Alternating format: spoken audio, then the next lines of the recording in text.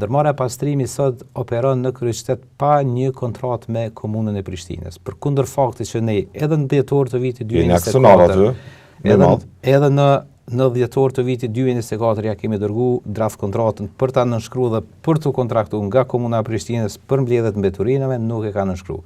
Të njëjtën draft kontratë ja kemi riadresuar edhe një herë në shkurt të vitit 2025, nuk ka ardhur dhe nuk e ka nënshkruar. Kemi dërguar një kontratë të re në vlerë prej 1.5 milionëve për pastrimin e hapësirave publike prej mbetjeve sipërfaqësore, sepse jo gjithherë mbeturina kemi vetëm në lokacionin e mbeturinave dhe në kontinierët për mbeturina, po shpesh herë hasim mbeturina të shumta në hapësira publike, mbeturina sipërfaqësore, dhe këta 2 kamion të cilët ne akoma nuk ja kemi dhënë ndërmarrjes pastrimin në shfrytëzim, kanë qenë të dedikuar për një kategori të tillë të punëve të cilën ne me dëshirën më të madhe do e bënim me ndërmarrjen pastrimi. Ku janë këta kamionë? Kamionët janë duke ndajtur në oborrin e komunës së Prishtinës, sepse ndërmarrja pastrimi ende nuk po e nënshkruan një kontratë për të cilën kanë qenë të menduar këta 2 kamion. Si, kjo është situata. Ndërmarrja pastrimi operon në territorin katastral të kryeqytetit pa kontratë me komunën. Pa kontratë me komunën, sepse ata se keni çuar me tutje këtë punë. Po, unë thash që ne kemi bërë ankesë edhe në gjykatën kushtetuese, kemi bërë ankesë edhe në gjykatën supreme. A është e lehtëshme kjo për të Po,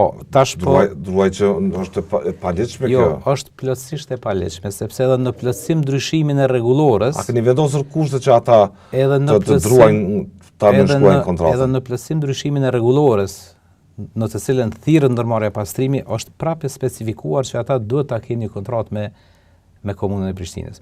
Natyrisht, ajo çfarë e ndryshon rregulloren e vjetër prej plotësim ndryshimit të rregullorës tani që është bërë në Kuvendin Komunal me iniciativën e Asamblesë Leo Tremer Koseri, është që tani e drejta inkasimit të mjeteve materiale taksës për mbeturinat i është bartur pastrimit. Do thotë deri më tani, deri në fund vitit 2024, ka qenë që qytetari e ka paguar në komunën e Prishtinës, komuna e Prishtinës pastaj e ka kontraktuar ndërmarrjen pastrimi me një X shumë dhe e ka paguar ndërmarrjen pastrimi. Tani me arkëtimin e bën direkt pastrimi. Tani arkëtimi i është bartur pastrimit, gjë të cilën ne tani e kontestojmë, sepse derisa mos kemi një vendim të gjykatës kushtetuese në lidhje me ankesën që ne e kemi bërë, në bazë të rregullave ligjore që janë në fuqi, nëse një kontest administrativ i cili ka të bëjë me një akt nënligjor siç është rregullorja, adresohet në gjykatën kushtetuese, interpretimi i zyres sonë ligjore është që nga ai moment konsiderohet i pezulluar, dhe ne duke e trajtuar këtë plotësim ndryshim të rregullorës si të pezulluar në momentin kur i kemi adresuar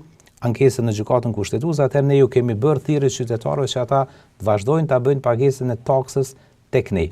Pse brestosit s'po them maltretohen, po të mbi ngarkohen mbasi qytetarët vinë në sportele komune për të bërë pagesën e mbeturinave. Jo, ata nuk duhet. Pse nuk e arkëton vetë ndërmarrja, është logjike. Jo, dëgjoj, këtu janë dy çështje. Ne nuk do e kishim. Ai që jep shërbimin dhe ai ka përgjegjësi për të arkëtuar. Ne nuk do e kishim problem sikur ndërmarrja pastrimi të arkëtonte shërbimin të cilin e ofron. Mirë, po me vetë faktin që ne në konceptin tonë nuk e shohim ndërmarrjen pastrimi si vetëm ndërmarrje e cila ofron shërbim, po do ketë edhe 5 ndërmarrje të tjera, atëherë nuk do kemi mundësi edhe të bëjmë ndarje të inkasimit sipas atij që e merr shërbimin, dhe kjo ka qenë arsyeja që ne kemi tentuar edhe për vitet vijuse të jetë ashtu siç ka qenë deri në vitin 2024, që e tërë taksat të paguhet në komunë, ndërsa komuna t'i paguaj kontratorët e vet në bazë të kontratave të cilat nuk e kanë ngajë ata, nuk e kanë hall këtë punë. Problemi të cilin pse kanë kundërshtuar pra? Problemi unë përshkruaj shumë problem për qytetarët këto. Problemi i cili ka me shoqëruar ndërmarrjen pastrimi me këtë vendim të gabum të Asamblesë Komunale është me sa vjen. Ne ndërmarrjen pastrimi e kemi paguar 420.000 euro në muaj për ofrimin e shërbimit për grumbullimin e mbeturinave në kryeqytet. Ndërsa komuna e Prishtinës nuk ka arritur asnjëherë të inkasojë më shumë se 50% nga shuma të cilën e kemi paguar. Do thotë ne gjithherë në një farë forme e kemi subvencionuar aktivitetin e punës të cilën e ka bërë ndërmarrja pastrimi për mirëmbajtjen e kryeqytetit. Tani për tani jemi në një situatë kur ndërmarrja pastrimi. Është si dështimet tuaj këtë, mos arkëtimin, pse të subvencionohet?